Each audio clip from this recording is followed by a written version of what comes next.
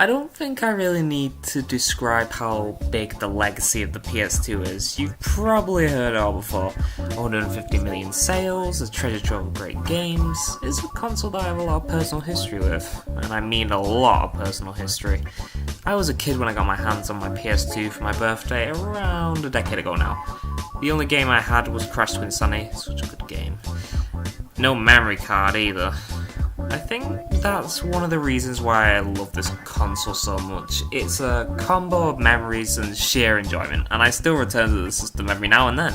I mean, look at the content on my channel. There's so much time splitter stuff here, and visiting ye old PS2 for a hell of a good time. Anyways, I was pretty late to the PS2 scene. By the time that I got my hands on the system for the first time, the Wii was already out. 360 and PS3 were selling like hotcakes, and the PS2 was beginning to fade out. But therein lies the anomaly. The PS2 generation of players consisted of those who started on the PS1 back in the 90s, and those who grew up on PS2 as kids. That generation, comprised of those two groups, by the time that I had jumped onto the PS2, they'd moved on.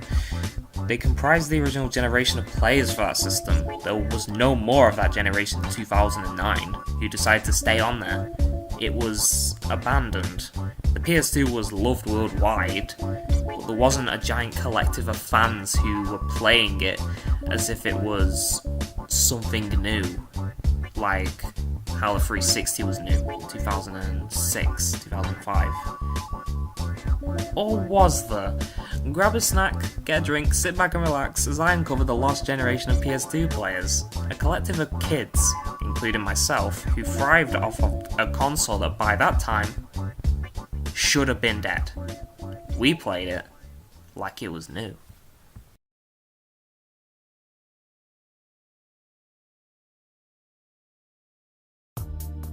I'm not surprised you've never heard of the lost generation of PlayStation 2 players, and to be honest, I hadn't either, until I realised that it was incredibly odd that me and many other kids were treating the PS2 back in 2009 to 2012 as if it was new. Why though? Let's go back in time. While I cannot name individuals for the sake of anonymity, I will say that this town was located somewhere within the Manchester area of the UK. If you know where I'm talking about, this may resonate with you. As a child, I grew up in a little town, and I grew up alongside hundreds of other kids, but I knew a decent portion of them from the class we attended together. Our town was relatively closed off from big cities, so going there anytime proved to be super exciting. On my December birthday in 2009, I received a PS2, and I was in love with it.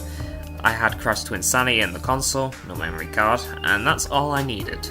I later got the memory card after I attended church with my class, my mother revealing it to me after she waited for me outside the building.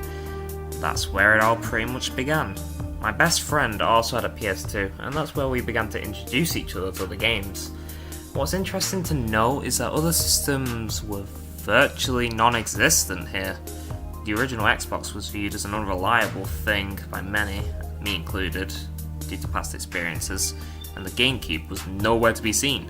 Apparently it just wasn't that popular. The PS2 was so popular, it was common in nearly every household. It had become a household item. It was standard.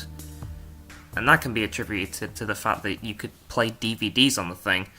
DVDs felt pretty new in this town back in 2009, strangely enough, even though DVDs had been out for years at this point. In a sense, living in that town felt like being in a time warp. We were all living in the past.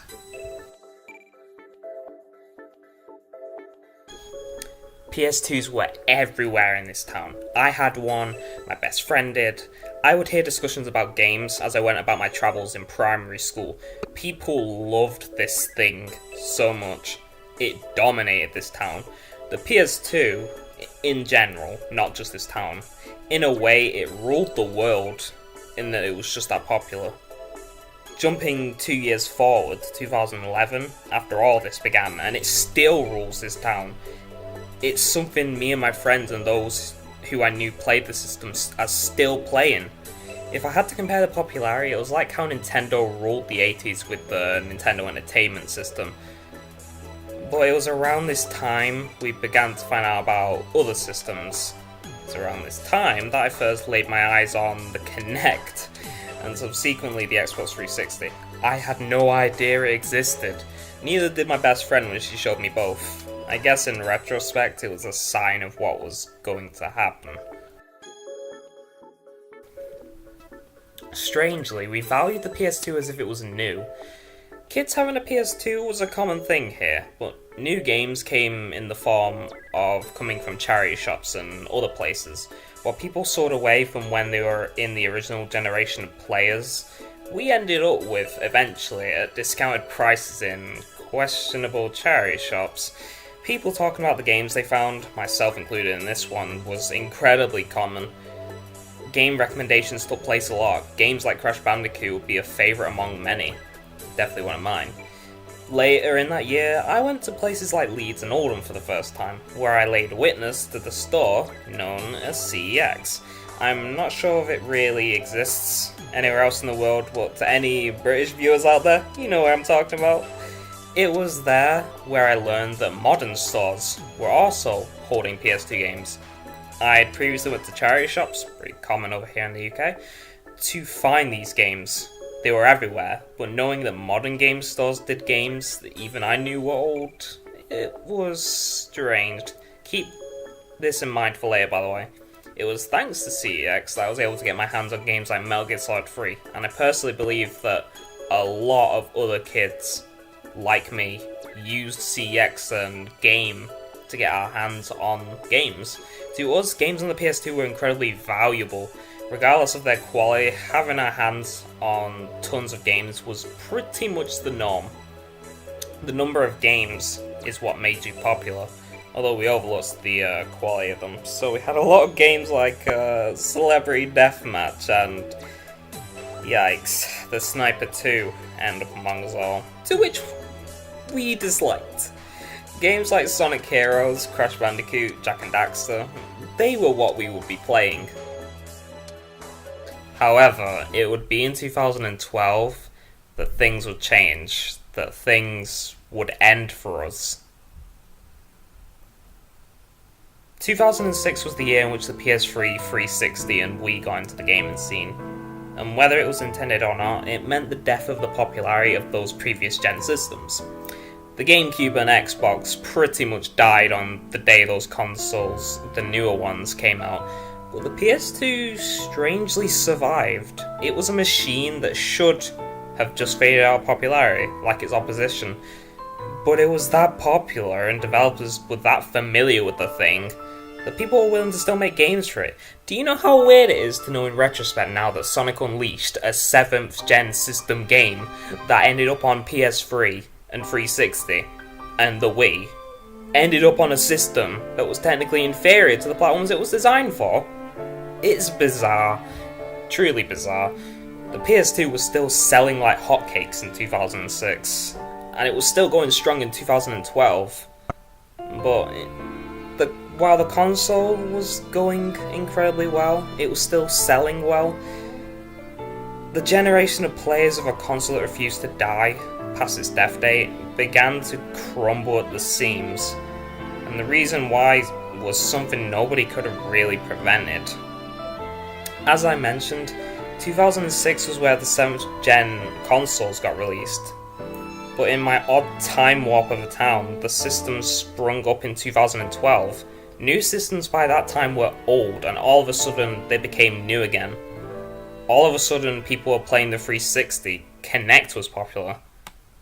Yeah, the PS3 was in everyone's hands, so on and so forth.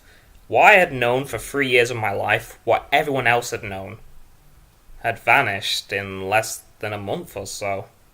The PS2's popularity, the generation of players that lived in this little town, our little collective, it vanished. Instead, replaced with a surge in popularity of systems far more capable.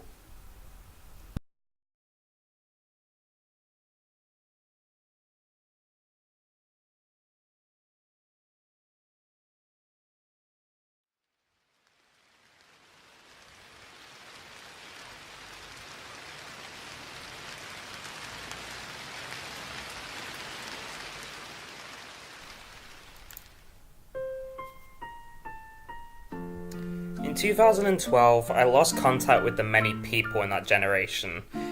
I would lose contact with my best friend as well due to, let's just say, life reasons back in 2013. Everyone in that generation had moved on, apart from me.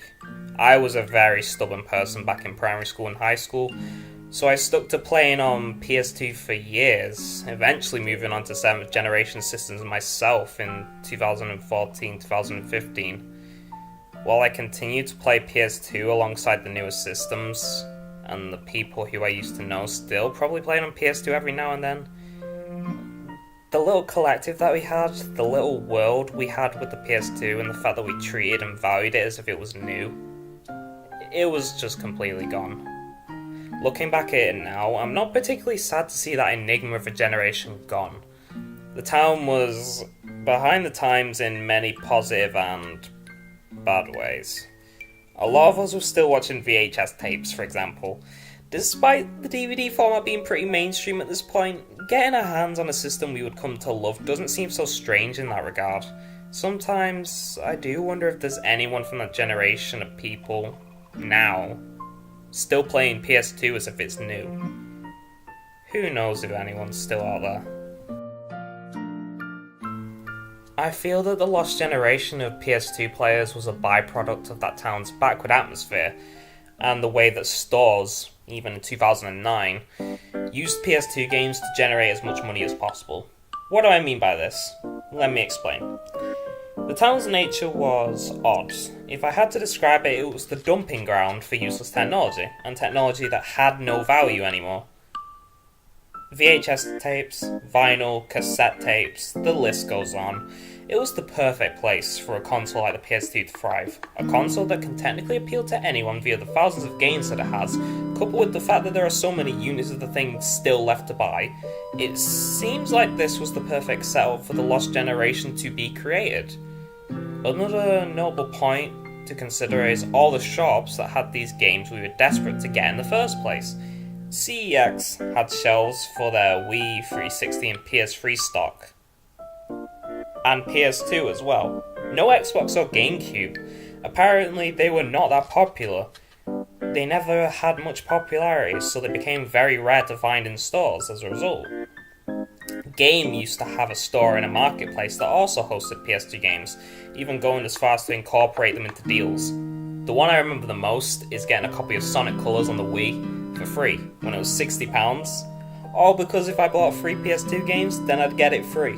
And that was an absolute steal, so I got that game. So we have a large collective of kids who have access to PS2s thanks to units being cheap and common because they were most likely second-hand, game stores that do bundles to get PS2 games sold and have games to sell to begin with, charity shops that also have PS2 games, and the fact that the collective of kids was there to begin with, it feels like the perfect mix of elements to create something as weird as this generation of players that knew nothing outside of PS2 but indulged in it as a result, at least for a while. I feel something like this may never ever happen again. What are the odds for something this strange to occur? Your guess is as good as mine.